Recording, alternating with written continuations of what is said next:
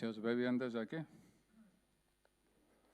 Hoy estaba yo pensando en la alabanza, estaba pensando en la presencia del Espíritu Santo, como la conciencia de que el Espíritu Santo está aquí, esta mañana, está en medio de nosotros, y es muy importante que seamos capaces de apreciarlo, que seamos capaces de disfrutarlo, que seamos capaces de vivir, de estar relajados en la presencia de Dios. Y eso es clave. Los domingos anteriores, por supuesto, ya lo sabemos, estamos viendo el Salmo 27 en estas últimas semanas. Los domingos anteriores era el lema de alguna forma es andaré con la cabeza alta, el tendré un corazón rebosante, el acudiré a Dios en todo tiempo. Y hoy la parte sería andaré por el camino llano. Y yo pondría un subtítulo en ese sentido, al andaré por el camino llano de hoy. Pondría un subtítulo que es en la encrucijada. Ese es el subtítulo que yo pondría. El Salmo 27, que comienza con esas palabras tan conocidas en las que David afirma que el Señor es su luz y su salvación, y están escritas esas palabras, en la época que vivió David es aproximadamente 1000 años antes de Jesucristo. Y como ya sabéis que lo he dicho varias veces, que a mí me gusta situarme en contexto en la historia, aún faltaban, cuando David escribió esto, aún faltaban como 200 o 300 años para que naciera Homero en Grecia, el autor de la Odisea y la Ilíada. Fíjate, cuando David escribió esto, aún faltaban 200 o 300 años para que naciera este hombre, que también cuando nació Homero aproximadamente es la época de la fundación de la ciudad de Roma. Daos cuenta, ¿no? del tiempo que estamos hablando. Pero aún así, cuando David escribió estas palabras, las pirámides de Egipto ya llevaban como 1000 años construidas. A mí que me encanta mirar documentales, me encanta lo que se puede apreciar de la cultura egipcia. Pues cuando yo pienso en la cantidad de años, en el tiempo que se está barajando, da un poco de vértigo, ¿no? El Partenón en Atenas es aproximadamente de la época de Nehemías. Y nosotros, cuando se escribieron estas palabras del Salmo 27, como dice Hebreos, cuando dice David, por ejemplo, el Señor es mi luz y mi salvación, como dice Hebreos 11, por la fe podemos hacer nuestra esa misma realidad que expresa David allí. Los estudiosos, voy a meter otra vez el Salmo en contexto.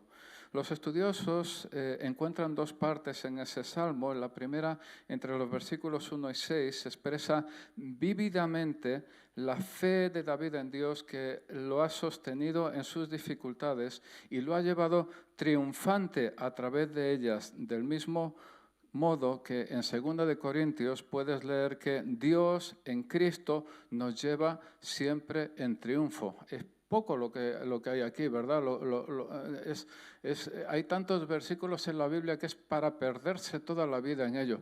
Cuando la Biblia dice en 2 Corintios, mira, Dios nos lleva siempre en triunfo, en Cristo. Es una realidad tan increíble. En la segunda parte del Salmo, a partir del versículo 7, es cuando vemos a David como desesperanzado, rodeado por peligros y hundido en el dolor, y solamente es sostenido por su fe en Dios. David se acerca a nosotros en este Salmo, abriendo su corazón en la experiencia de las emociones humanas más poderosas y algunas de ellas desgarradoras. Estoy hablando de temor, estoy hablando de angustia, estoy hablando de abandono, estoy hablando de desamparo, estoy hablando de violencia, estoy hablando de desmayo.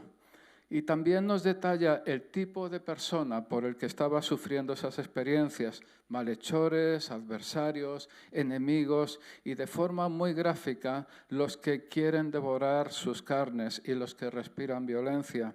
Y entrelazada entre esas emociones tan fuertes está la confianza activa de David en Dios. En el mismo comienzo del Salmo, la proclamación del Señor como su luz y salvación apunta, queridos amigos, y siempre tenemos que relacionar la Biblia de esta manera, apunta directamente a Jesucristo, que se llamó a sí mismo, entre otras cosas, la luz del mundo. Y lo vemos en Juan capítulo 8. ¿Y quién es Jesucristo? Quiero decir, nuestro Salvador. Y eso le lleva a tener confianza, aunque haya guerra contra David. La habitación en la casa del Señor cada día, la contemplación de la hermosura del Señor, la meditación en su templo, cambian radicalmente la visión y posición de David de víctima a vencedor sobre sus enemigos. Escúchame, porque quizá algunos de los que me estáis escuchando aquí esta mañana, tanto en la sala presencialmente como en internet, te estás considerando como víctima. ¿Víctima de qué? Víctima de circunstancias, víctima de que he nacido donde no debía nacer, en la familia que yo no debía nacer, vivo en la situación que yo no debía vivir. Pero si tú miras con atención el Salmo 27, la contemplación, lo repito, de la hermosura del Señor cambia radicalmente la visión y posición de David de víctima a vencedor sobre sus enemigos, que acabamos de leer, que Cristo, que Dios en Cristo nos lleva siempre en triunfo sobre nuestros adversarios, no importa cuáles sean nuestros adversarios.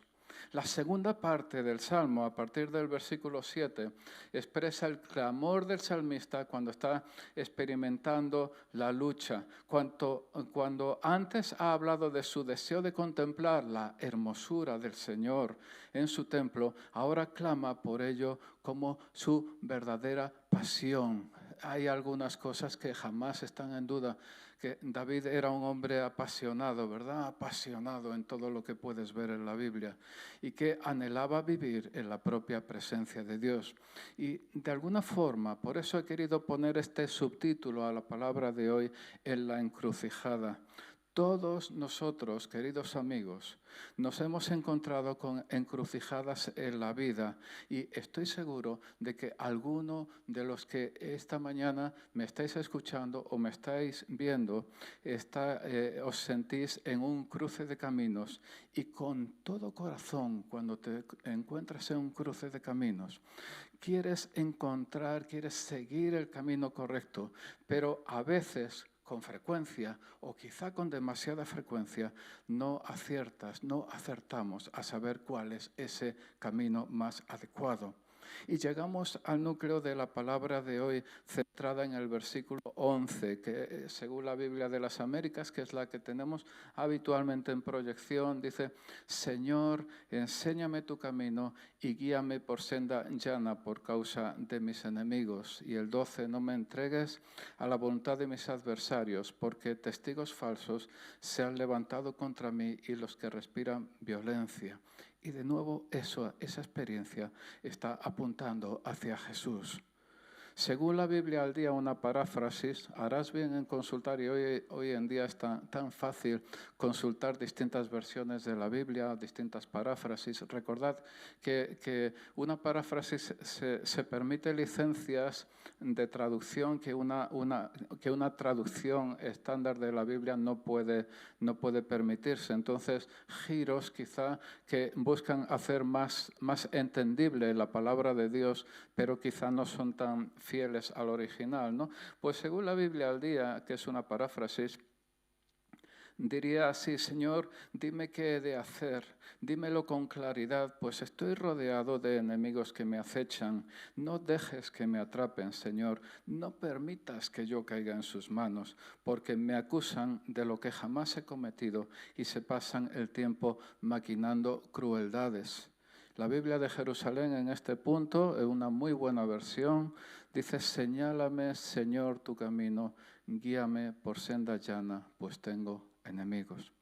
dando vueltas al tema de la senda llana, que la verdad que para muchos quizás es tan inmediato que no merece ningún tipo de explicación, pero a mí me ha costado eso de la senda llana. ¿Qué significa senda llana, no? Y he recordado que la familia de Maribel tiene una casa, una casita, en una zona semirural de la provincia de Madrid. Y he estado, hace unos días estuve allí y te digo la verdad, ¿vale? Es como las elecciones cuando vas a votar, ¿vale? Como las elecciones. Se trata de buscar el camino menos malo para llegar allí, ¿vale? Es decir, uno nunca sabe qué cantidad de baches va a tener en el camino, pero la cantidad de baches es impresionante. Te pasas todo el camino pensando, al menos yo me paso todo el camino pensando en los neumáticos y en la suspensión del coche. Y como te puedes imaginar, el destino es agradable, pero lo que es el camino no es nada agradable, ¿vale? Entonces, de esos que fui el día siguiente, un par de días después de haber llovido, de esos que te metes parcialmente en un charco y no sabes si el coche va a desaparecer dentro del charco. No estaba Antonio por aquí, sí, venía de camino y nunca más. ¿Cuándo se descubrió Antonio? ¿Cuándo se le vio a Antonio? Cuando se secaron los charcos. Había quedado en uno de ellos. Bueno, pues entonces yo hasta que no he pensado en esto, no acababa yo de captar, y quizá tú, para ti es totalmente inmediato, el tema de la importancia de una senda llana. Cuando David está expresando así en este versículo 11, enséñame tu camino y guíame por senda llana por causa de mis enemigos, ¿no? Entonces, una senda llana es muy importante cuando tienes que ir a algún sitio y no tienes un 4x4. Que no andar pensando en los neumáticos continuamente, o si vas andando, a ver qué pasa, si tengo que subir y bajar muchas veces, si me voy a mojar los pies, todo esto, cuando estás yendo por un camino, la verdad que es algo que da que pensar, ¿no? Y si además piensas en una época, David era un rey guerrero, ¿no? Era un rey militar, conquistador, luchador, ¿vale? Y tenía enemigos todos los del mundo y alguno más, ¿vale? De hecho, Dios no le permitió construir su templo porque había, según palabras de Dios, había derramado demasiada sangre. Este hombre había derramado demasiada sangre. Entonces fíjate la cantidad de enemigos que podía tener este hombre, David. Entonces, un camino que está lleno de recovecos, de montículos, donde no ves lo que hay detrás, etcétera, cualquier enemigo se te puede merendar en cuanto te descuides. Bueno, pues eso es un poco la idea que hay aquí, y de hecho el contexto en algunas de las Biblias también en este pasaje es un contexto de seguridad, es un contexto también de salvación, es una senda llana en el sentido de una senda segura, de un camino seguro, un camino por el que yo pueda caminar, por el que yo pueda desplazarme de forma segura, ¿vale? Quería yo establecer una comparación con Mateo 26, 59 y 60, cuando dice, porque os estoy diciendo, estas cosas están apuntando hacia Jesús, hacia Jesucristo, ¿no? En Mateo 26, los principales sacerdotes y todo el concilio procuraban obtener falso testimonio contra Jesús con el fin de darle muerte, y no lo hallaron a pesar de que se presentaron muchos falsos testigos. ¿Vale? Entonces, en este pasaje de Mateo, los principales sacerdotes eran enemigos de Jesús, puesto que querían destruirlo. Respiraban violencia. Es el equivalente a respiraban violencia del Salmo que estamos leyendo, y buscaban falsos testigos para darle apariencia de legalidad. Ahora que estamos en Cuaresma y vamos derechos hacia Pascua, hacia Semana Santa, esto es algo que podemos captar bien, ¿no? Es interesante también, queridos amigos, notar que los sacerdotes eran enemigos de Jesús, pero Jesús no era enemigo de los sacerdotes. De hecho, murió, derramó su sangre también por esos sacerdotes que respiraban violencia contra él. Así es nuestro Dios. Y volviendo al Salmo, David clamaba a Dios para que le enseñara su camino, el camino de Dios. David no se conformaba con cualquier camino entre todos los posibles, sino que quería el propio de Dios. Y en este punto yo te quiero preguntar si en las encrucijadas de tu propia vida te conformas con cualquiera de los caminos posibles o realmente quieres tomar el camino de Dios, ¿vale? Quiero repetirlo. Te pregunto si en las encrucijadas de tu propia vida te conformas con cualquiera de los caminos posibles o realmente quieres tomar el camino de Dios. En el Salmo 27:11, las partes, Señor, enséñame tu camino, es una oración, podemos considerarlo una oración sencilla para una vida de un verdadero discipulado. David no quería vivir a su manera, sino en el camino del Señor. Pero no es suficiente con saber cuál es el camino correcto. Yo a veces creo que la oración, Señor, dame sabiduría para hacer lo correcto, para tomar la decisión correcta, es una oración incompleta, porque una cosa es tener la sabiduría de saber qué hacer, saber por dónde tirar, y otra cosa es tomar la decisión de acuerdo con esa sabiduría que uno tiene y seguirla, ¿vale? Una cosa es saber qué hacer y otra cosa es hacer lo que hay que hacer, ¿vale?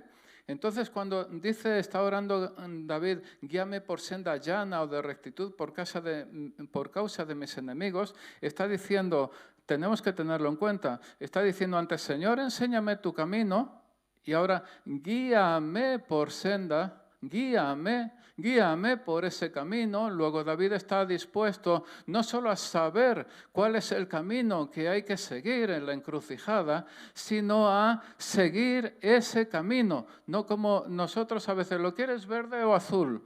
Y yo digo verde y la otra persona dice, entonces lo voy a poner azul. Tantas veces, ¿no? Pero eso en la vida también lo hacemos de esa manera. El significado más inmediato de la palabra traducida como llano o rectitud es nivelado, parejo. David tenía muchos enemigos, testigos falsos en contra de él y hombres violentos que se le oponían. Al pedir una senda llana, él no estaba pidiendo una vida fácil, sino un lugar estable y seguro para caminar y permanecer firme en las tormentas de la vida. Y cuando está hablando de mis enemigos, esa palabra, según comentarios, tiene la connotación de enemigos vigilantes.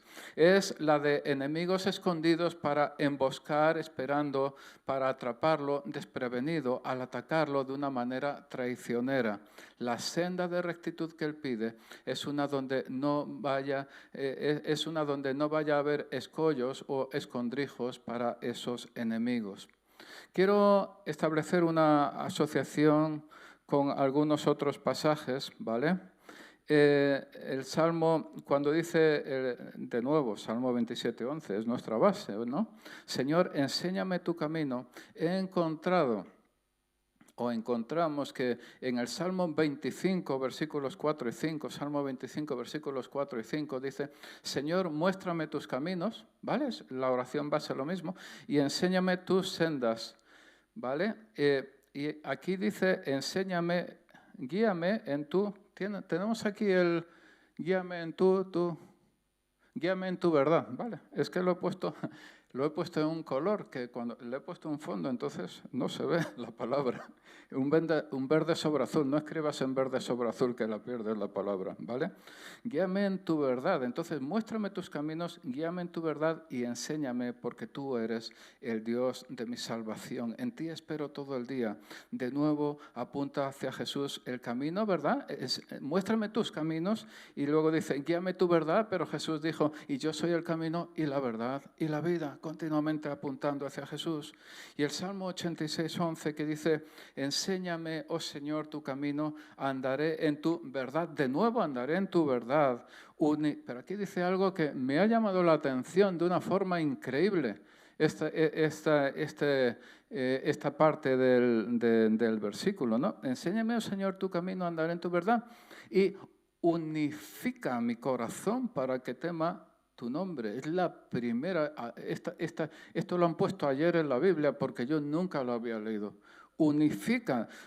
¿Sabes? El salmista, David, pidiendo a Dios, unifica mi corazón para que tema tu nombre. Según el comentario Beacon, no permitas, la interpretación sería, no permitas que mi corazón siga disipándose en una multiplicidad de objetos que sea arrastrado hacia aquí o hacia allá por 1000 metas diferentes. Haz que todos sus poderes, todos sus afectos tengan una misma dirección, reúnelos tú en un solo haz, que todos sean uno en ti. Unifica, en la traducción, en la versión Reina Valera, pone afirma, afirma mi corazón, en donde la Biblia de las Américas pone unifica, Reina Valera pone afirma. ¿Te das cuenta por qué hay que consultar distintas versiones de la Biblia? Porque aportan aspectos, visiones, en diferentes, complementarias, ¿vale? El salmista ora, según MacArthur, la Biblia MacArthur, el salmista ora que le sea dado un corazón no dividido, completamente leal a su Señor. Resulta imposible, y quiero que esta la pongas ahí, esta frase, resulta imposible apreciar todo lo que nos perdemos por tener corazones en mayor o menor manera divididos.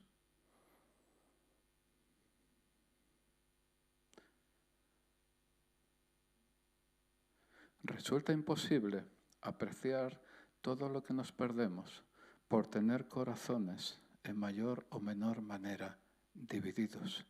Por eso Santiago, el capítulo 1, dice, no piense ese hombre que recibirá cosa alguna del Señor, siendo hombre de doble ánimo, inestable en todos sus caminos. Queremos alcanzar muchas cosas, tantas cosas, que nos perdemos lo más importante. ¿Vale? En la parte de guíame por senda llana por causa de mis enemigos, el Salmo 5:8 dice también, guíame en tu, ¿será verdad también? Tengo el mismo, guíame en tu verdad, lo he puesto con el mismo color, y esto es algo que hay que aprender con la experiencia, es que no lo aprendes de ninguna otra manera, ¿vale? Señor, guíame en tu verdad por causa de mis enemigos, allana delante de mí tu camino. Y en el Salmo 26:12, sobre tierra firme está mi pie, en las congregaciones bendeciré al Señor. Y quiero hacer, aquí voy a salir un poquito y volver a entrar, ¿vale? Sobre tierra firme está mi pie, en las congregaciones bendeciré al Señor. No te vayas tú tampoco, que estás online, ¿vale? Tampoco te despistes. Yo ya sé que estás tomándote un café, pero perfecto, no te vayas, ¿vale? Quiero recordar en este punto el versículo 5 de este salmo. El versículo 5 dice, porque en el día de la angustia me esconderá en su tabernáculo, en los secretos de su tienda me ocultará, sobre una roca me pondrá en alto. Sobre una roca me pondrá en alto. Quizá la interpretación más inmediata en este aspecto de que Dios ponga al creyente sobre una roca es que lo pone en un lugar seguro, ¿vale? Esta es la interpretación inmediata. Sobre una roca, Dios pone al creyente sobre una roca, es decir, lo pone sobre un lugar seguro, lo inmediato, ¿vale? Pero no quiero que nos conformemos con lo inmediato, ¿vale? Lo que pasa es que al poner también al creyente sobre una roca, lo está poniendo también por encima de sus enemigos. Y ¿sabes una cosa? No solo da seguridad, sino que estar sobre una roca da perspectiva. Cuando Dios pone al creyente sobre la roca, no solo le está poniendo en una posición de seguridad, sino que le está poniendo en una posición en la que tiene perspectiva. Si tú eres de los que te gusta caminar por la sierra, y si quieres saber el entorno en el que te estás moviendo, no te vas a ir ahí a la parte de abajo al vallecito. Vas a buscar una roca sobre la que subirte para tener perspectiva del lugar donde tú estás. De forma que cuando David está diciendo esto en el versículo 5, sobre una roca me pondré en alto, está diciendo, tendré perspectiva, y tened en cuenta que estamos hablando del versículo 11, que está hablando del camino, Señor, guíame y llévame por tu camino. Entonces, cuando está sobre la roca, tiene perspectiva y ve el posible camino alrededor. No solo eso, sino que también ve si los enemigos se están acercando por un lugar o por otro. ¿Vale? Es que la palabra de Dios es impresionante. No tiene más que meterte, no tiene más que buscarla, y empiezas a descubrir tesoros y empiezas a descubrir maravillas. Recuerdo solo de pasada el Salmo 32, versículos 8 y 9. Yo te haré saber y te enseñaré el camino en que debes andar. Te aconsejaré con mis ojos puestos en ti. No seas como el caballo, como el mulo, que no tienen entendimiento, cuyos arreos incluyen brida y freno para sujetarlos, porque si no, no se acercan a ti. Relacionado con esa oración, con ese clamor de David, en nuestra vida, a veces, como estamos hablando, nos sentimos en una encrucijada, llegamos a un cruce de caminos y no sabemos por dónde seguir. Nos gustaría tener un mapa para tomar decisiones, pero no lo encontramos. No existe mapa para salir airoso en nuestras encrucijadas y llevar adelante nuestra propia vida en medio de la turbulencia de estos tiempos cambiantes, llenos de temores, de depresión y de ansiedad, que se realimentan una y otra vez cuando estamos viendo las noticias en la televisión o leyéndolas en Internet, o hablando con el vecino de lo mal que está la situación. Nos gustaría una revelación directa del Espíritu Santo que nos dijera que tal chico o chica es la persona para compartir nuestra vida, o que el Espíritu Santo nos dijera si debemos permanecer en cierto trabajo o mejor buscar otro, o que nos dijera claramente si deberíamos irnos a vivir a otra parte, a otro lugar, a otra ciudad, a otra casa, a otro país, a lo que sea. Al menos nos gustaría que todo eso estuviera escrito claramente en la Biblia, pero no lo encontramos. Y para esta tarea de vivir con éxito y seguir adelante en esas encrucijadas de nuestra vida, más bien necesitamos considerar la palabra de Dios, escúchame, como un tipo de brújula. En la Biblia no aparece respuesta directa a todas nuestras situaciones ni necesidades. Es decir, no es un tipo de mapa para vivir en el que cada cosa que necesitamos saber está registrada, cómo llegar, cuánto se tarda, etcétera, sino que la Biblia, su mensaje, los principios que se exponen en ella, deben indicar para un cristiano el verdadero norte, no subjetivo o interno, no dependiente de mis sentimientos o mi opinión, sino objetivo y externo, inspirado por el sabio de los sabios, aquel cuya posición no cambia porque es perfecta en todo sentido. Y para vivir necesitamos un tipo de brújula. La brújula, ese verdadero norte que tiene la brújula, que apunta hacia el polo norte magnético y refleja leyes, principios naturales en oposición a otros valores que pueden ser internos o subjetivos. Al igual que sucede con la brújula, debemos desarrollar nuestro sistema de valores como creyentes de forma que esté alineado con el verdadero norte, y nuestro norte debe estar alineado completamente con la palabra de Dios, en la que encontramos principios como la justicia, la bondad, la dignidad, la caridad, la integridad, la honestidad, la calidad, el servicio, la paciencia, por ejemplo. En una situación concreta, ¿es correcto mantener esta relación, sí o no? ¿Es correcto mantener esta amistad, sí o no? Podemos escoger entre actuar en armonía con nuestras convicciones o desafiarlas actuando de alguna otra manera, pero debemos tener claro que no podemos coger el extremo de un palo, sin coger el otro. Es decir, cuando coges, por ejemplo, cuando coges el extremo de un imán, no puedes decir, tengo el extremo de un imán. No, tienes todo el imán realmente, ¿vale? Es decir, de la misma manera que esas leyes son inmutables, también lo son las consecuencias. Ahora una pregunta, cuando reflexionas sobre tus principios, los principios que rigen tu vida, tu propia vida, ¿cómo lo haces? Porque nuestra visión de la realidad está filtrada por la forma en que la miramos. Una cosa es un territorio, ¿no? Otra cosa es el mapa que representa ese territorio.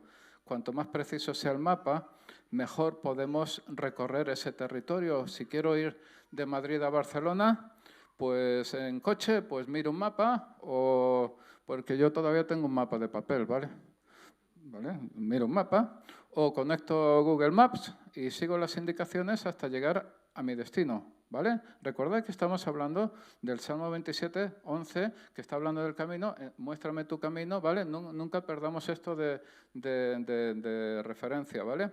La carretera Madrid-Barcelona está cuidada, tiene vallas protectoras por si te despistas conduciendo, tiene señales de advertencia, limitaciones de velocidad, separación de carriles en el asfalto, iluminación en túneles, hay gasolineras para que puedas repostar, bares de carretera para que puedas tomar un café, restaurantes, etcétera. Todo lo que necesitas para llegar a tu destino de forma segura, pero te encuentras con que eso está bien cuando dices voy a Barcelona, pero el territorio de tu propia vida, ¿qué pasa con el territorio de nuestra propia vida? Eso no es tan invariable como el territorio de España, ¿no? En nuestra vida no existe mapa que nos indique cómo llegar a nuestro destino. Algunos ni siquiera tienen claro si existe un destino que alcanzar. Y otros, aunque tienen claro que el destino sí existe, no son capaces de apreciar las señales ni los indicadores del camino que les permiten llegar hasta allí. Incluso otros ni siquiera saben en qué lugar están, algo esencial para determinar el camino a seguir. Saber en qué lugar te encuentras es esencial para determinar el camino a seguir. Imagínate que alguien de fuera de Madrid te pregunta, ¿cómo llegó a Madrid? Pues hombre, ¿cómo llegó a Madrid? Estando en España, ¿vale? Pues si estás en Guadalajara, pues coge la A2, ¿vale? La carretera de Barcelona y ve a Madrid. Ah, pero si estás en Burgos, entonces coge la A1 y te lleva a Madrid, hacia el sur, ¿eh? No la coges hacia el norte, la A1, desde Burgos. Pero si estás en Toledo, coge la A42. O si estás en Ciudad Real, bueno, en Jaén por lo menos, coge la A4. Y si estás en Ávila, coge la A6, ¿vale? Imagínate el que vive en Guadalajara discutiendo con el que vive en Burgos diciendo, eres un estúpido. Para llegar a Madrid tienes que coger la carretera de Barcelona, eres un estúpido. ¿Por qué? Porque yo cojo la carretera de Barcelona, que estoy en Guadalajara, para llegar a Madrid. ¿Vale? Nos damos cuenta como no es solo dónde voy, sino de dónde parto, en qué punto estoy. Porque algunos quieren llegar, pero no saben dónde están, amigo. Y si no sabes dónde estás, ¿cómo vas a llegar a cualquier sitio, no? Eso puede ser la situación en un entorno normal, ¿no? Pero en un entorno difícil y complicado como el que vivimos, en una situación de pandemia generalizada, un caos político y económico que no tenemos idea de hacia dónde nos lleva. Para esto no existe mapa, ni bueno ni siquiera malo, que nos permita hacernos una idea del terreno que pisamos. No es de extrañar, amigos, que el uso de antidepresivos y ansiolíticos se haya disparado durante todo este tiempo. Y en una situación como esta, ¿cómo podemos vivir una vida digna de ser vivida? O como escribía Rick Warren hace años, una vida con propósito. Yo he estado hojeando y hay una frase que me ha llamado la atención, me ha gustado, ¿no? Dice, en cierto punto, somos producto de nuestro pasado, pero no tenemos que ser sus prisioneros. ¿Vale? No pierdas el contexto, que estamos hablando de caminos, guíame guíame, muéstrame, guíame, ¿vale? Somos producto, decía Rick Warren, somos producto de nuestro pasado, pero no tenemos por qué ser sus prisioneros, no tenemos por qué ser los prisioneros de nuestro pasado, ¿no? Al no existir mapa para vivir la vida, y menos aún una vida como la que vivimos actualmente, se muestra extraordinariamente relevante ese clamor de David: Señor, enséñame tu camino y guíame por senda llana por causa de mis enemigos. Nuestra vida por naturaleza es cambiante y si no tenemos un rumbo, dirección, si no tenemos idea de dónde queremos llegar ni de dónde estamos, la acabaremos, nuestra vida, en el mejor de los casos, de una forma mediocre. Si yo preguntara, oye, levanta la mano si quieres vivir una vida mediocre, si quieres acabar tu vida de una forma mediocre, pues nadie levantaría la mano. Sin embargo, algunos de nosotros nos encontramos viviendo esa vida mediocre y nos encontramos encaminados a un fin de vida mediocre. Por eso es importante, me llama la atención el libro de Rick Warren, Una vida con propósito, ¿no? Porque dice, oye, es que muchacho, ¿sabes? Puedes hacer algo con tu vida, ¿no? Como le dijo el gato de Cheshire a Alicia en el País de las Maravillas, Alicia le preguntó, oye, ¿podrías decirme qué camino debe...? Eso es después de caerse al agujero, Alicia, ¿vale? ¿Podrías decirme qué camino debo seguir para salir de aquí? Y el gato le dijo, bueno, esto depende en gran manera del sitio al que quieras llegar. Y Alicia le dijo, no me importa mucho el sitio. Y el gato le contestó, entonces tampoco importa mucho el camino que tomes. Claro, si no te importa dónde llegar, da igual, toma cualquier camino, el que quieras, el que te dé la gana. Vas a llegar a ese ningún sitio, vas a llegar sin ningún problema, ¿no? Quien no sabe dónde va, da igual el camino que tome. Con un mapa impreciso te perderías incluso en Madrid, incluso en nuestra ciudad. Bueno, se llamaría plano, ¿vale? Con un plano impreciso si es de una ciudad. Si alguien te dijera, trabaja más duro, más fuerte, te perderías con mayor rapidez. Fíjate, ¿vale? Con un mapa impreciso, un plano impreciso, si estamos hablando de una ciudad, entonces te puedes perder en cualquier parte. Si alguien te diría, tienes que esforzarte más, vale, pues te perderás más rápido, ¿vale? Porque te estás esforzando más, pero estás siguiendo un camino incorrecto, como Maps, ¿no? A veces Maps es... a veces, ¿quién nos ha perdido con Maps? Yo me acuerdo una vez con Maribel que íbamos a casa de unos hermanos, nos llevó a otro pueblo.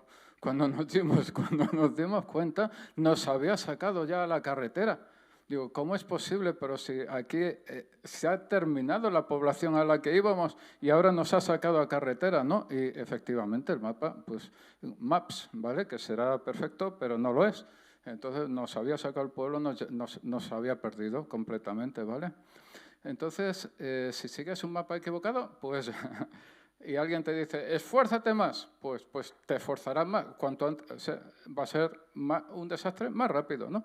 Si alguien te dijera, pues, piensa positivamente, ¿vale? Sí, vas a llegar, bien, voy a llegar, repite conmigo, voy a llegar, repite conmigo, ¿vale? He llegado, ¿a dónde? A ningún sitio, me he perdido, pero iba a llegar, sí, voy a llegar, me he perdido, repite conmigo, me he perdido, no he llegado a ningún sitio, me he perdido, repite conmigo, me he perdido, no he llegado a ningún sitio, ¿vale? Si sigues un mapa incorrecto, pues entonces, por mucho que te esfuerces, vas a acabar en el bote, en el hoyo, ¿vale? Es así, ¿no? El problema no tiene que ver en ese caso con la velocidad con que te mueves dentro de la ciudad ni con tu actitud personal, sino que si tienes un mapa impreciso, pues te pierdes, ¿vale? La causa del fracaso, al seguir los caminos de la vida, con frecuencia está dentro de uno mismo. Hay una predicación que quizá algún día tenga margen para desarrollarla, ¿vale? La causa del fracaso al seguir los caminos de la vida con frecuencia no está fuera, está dentro. Somos prisioneros de ciertos esquemas mentales que quizás son erróneos, algunos de ellos, ¿no? Y Dios no lo especifica todo en la Biblia, pero lo que está escrito es inamovible, ¿vale? Lo que está escrito en la Biblia es inamovible. Es palabra directa de Dios. Para lo que no está escrito, como he dicho una y otra vez en este rato, la Biblia debe ser nuestra brújula, ¿vale? ¿De acuerdo? ¿Vale? Lo que está escrito, sin duda. lo que no está escrito. Entonces la Biblia es nuestra brújula, tenemos referencias, nuestra conciencia. Dice la palabra de Dios, dichoso aquel que no se condena en aquello que aprueba, ¿no? Entonces, si la conciencia se te está encendiendo en verde, amarillo, rojo, azul, todos los colores, ahí hay algo probablemente que tienes que revisar, ¿no? Este tipo de dirección para nuestra vida sobre lo que no está expresamente indicado en la Biblia requiere un tipo de capacitación que solo puede darnos el Espíritu Santo. Por eso estaba yo pensando, por eso podemos encontrar en el Antiguo Testamento una lista interminable de normas, ¿no? Tú te metes en el Antiguo Testamento, la parte del Pentateuco, la parte de Moisés, te puedes encontrar ahí una lista interminable de normas que dices, madre mía, ¿quién puede hacer todo esto? Pero en la madurez de los tiempos de Jesús, Jesús dijo que los mandamientos básicamente se encierran en dos. ¿Cuáles son? ¿No? Pues son amar, básicamente es amar a Dios sobre todas las cosas y al prójimo como a uno mismo, al prójimo como a ti mismo, ¿no? Entonces estaba yo pensando, claro, cuando la situación, esto hay que entenderlo bien, ¿vale? Cuando la situación es de inmadurez, cuando se está creciendo, se está desarrollando, nos estamos desarrollando, entonces muchas normas son adecuadas, ¿no? Es lo que hizo Dios con el Antiguo Testamento. Hay tantas normas, hay tantas leyes en el Antiguo Testamento. Pero Dios estaba formando a su pueblo, Dios estaba formando al pueblo de Israel. Pero y luego ya sabéis que los israelitas ortodoxos han hecho el Talmud, la Mishnah, tienen tantísimos documentos, tantísimos libros y tantísimas normas, ¿no? Pero es una situación de no madurez, es una situación que es precisamente lo que estaba intentando explicar Jesús, que quizá con frecuencia no hemos acabado de captar, ¿no? Que no es tanto cumplir al pie de la letra normas que no somos capaces de cumplir, leyes que no somos capaces de cumplir, sino que se trata de que en la madurez del tiempo, como dice la palabra de Dios, cuando vino Jesucristo, cuando nació, vivió la vida perfecta, murió y resucitó entre los muertos y fue enviado a continuación el Espíritu Santo, ¿recordáis la experiencia de Pentecostés tan fuerte, tan poderosa, tan grande, tan magnífica? ¿Recordáis esa experiencia? Pues el Espíritu Santo es el que nos capacita, es el que nos revela realmente la voluntad de Dios, más allá de que si estamos cumpliendo absolutamente todas las normas, ¿vale? Ahora, el Espíritu Santo nunca va porque no quiero que se me entienda mal, ¿vale? No quiero que se me entienda mal, que luego, Antonio, tú has dicho, pero eso no era así, eso es una cosa incorrecta, lo que sea, no quiero que se me entienda mal. El Espíritu Santo lo que nunca va a hacer es guiarte por una verdad contraria a la Biblia, nunca jamás. Si tú sientes del Espíritu Santo que el Espíritu Santo te está indicando algo que contradice algún punto de la palabra de Dios, entonces te estás equivocando, amigo, y no es el Espíritu Santo, te lo estás imaginando, ¿vale? ¿De acuerdo? Eso es así. Pero el tiempo de madurez realmente es cuando el Espíritu Santo revela, cuando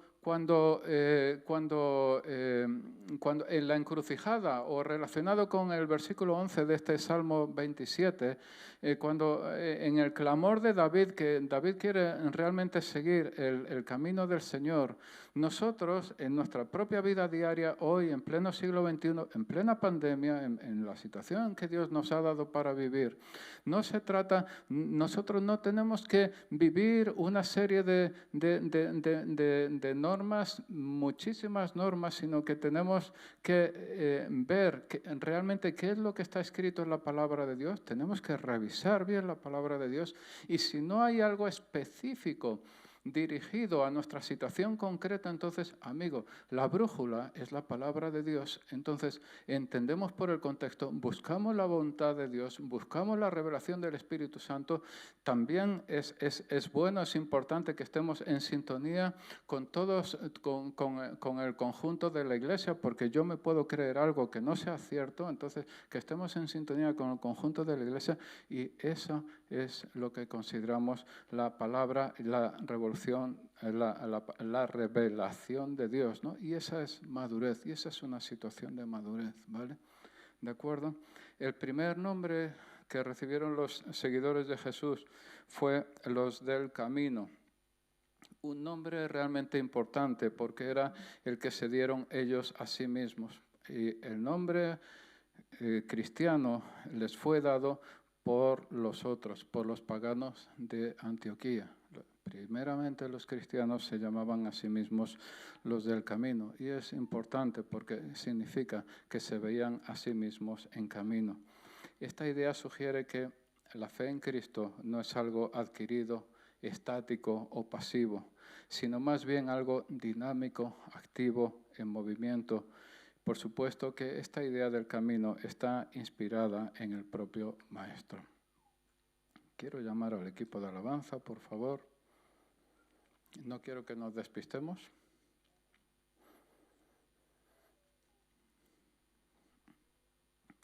En el escudo de la Universidad de Oxford, que pasa por ser la primera universidad del mundo anglosajón, la primera del ambiente angloparlante, pasa por ser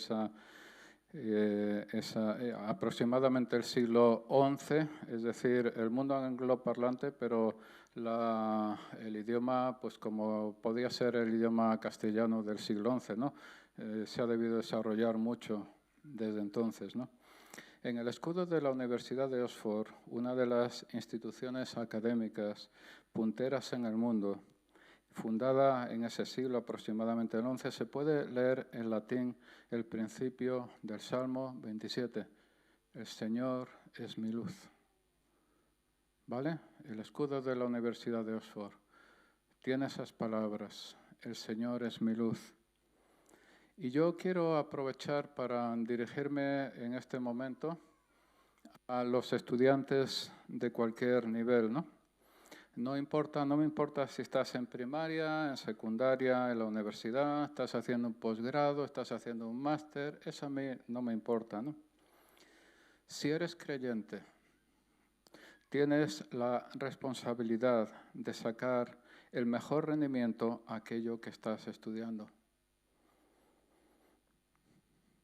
Es importante para ti, es importante para Dios. Si miras en los libros o en Google, que lo sabe todo, en el siglo XIX Hudson Taylor decidió estudiar medicina para ir de misionero a China. El hombre se planteó, ¿cómo voy a entrar yo bien en la cultura china, ¿no? ¿Cómo voy a hacerlo? ¿Voy a ir con las manos en los bolsillos y le voy a decir Dios te ama? Bueno, pues el hombre decidió estudiar medicina para ir allí y practicarlo, ¿no? Y quizá no se requiera de ti que vayas de misionero a China, o quizás sí, pero sí se requiere de ti que pongas toda tu energía en aquello que estás estudiando y que lo pongas a disposición de Dios. ¿Vale? ¿Qué tiene que ver? ¿Por qué me estás hablando de esto, Antonio, con este versículo que habla del camino? Guíame, enséñame y guíame, ¿no? Pues porque es el principio del Salmo 27. Y el Salmo 27 también es un conjunto, es algo, ¿vale? Como hemos comentado, la primera parte, David está expresando su confianza a Dios. La segunda parte está clamando, pero está clamando en una posición de confianza. Puedes clamar en una posición de desconfianza, de duda, pero no. David estaba clamando en una posición de confianza. Igual que tú has hecho esto, igual que yo estoy proclamando que tú eres mi Dios, igual que yo me siento absolutamente a gusto en tu tabernáculo sobre la roca, pues entonces te pido que tú me guíes por un camino llano, que te pido que tú me muestres y que me guíes por un camino llano por causa de mis enemigos. De la misma manera ese conjunto, ¿no? la Universidad de Oxford, el Señor es mi luz. Yo quiero proclamar esta mañana que el Señor es nuestra luz. Vamos a orar un momento. Señor, te damos gracias. Señor, te bendecimos y te adoramos, te glorificamos. Tú eres nuestra luz y nuestra salvación. Tú eres nuestra luz y nuestra salvación. Tú eres nuestra luz y nuestra salvación. Tú eres nuestra luz y nuestra salvación. Señor, muéstranos en las encrucijadas de nuestra vida, en aquí donde estamos ahora mismo, que no sabemos ir a la izquierda o a la derecha, no sabemos qué carretera tomar o qué camino tomar. Señor, muéstranos tu camino, muéstranos camino llano, muéstranos camino seguro, muéstranos el camino parejo y guíanos por él, Señor. Yo te pido en nombre de todos nosotros que no solo nos muestres el camino, sino que nos ayudes, que nos guíes por el camino, que nos des esa capacidad de seguir adelante y de no quedarnos atrás. Y que tú seas glorificado, Dios nuestro, que tú seas glorificado, Dios nuestro, que tú seas glorificado, Dios nuestro, que seas glorificado, Dios nuestro.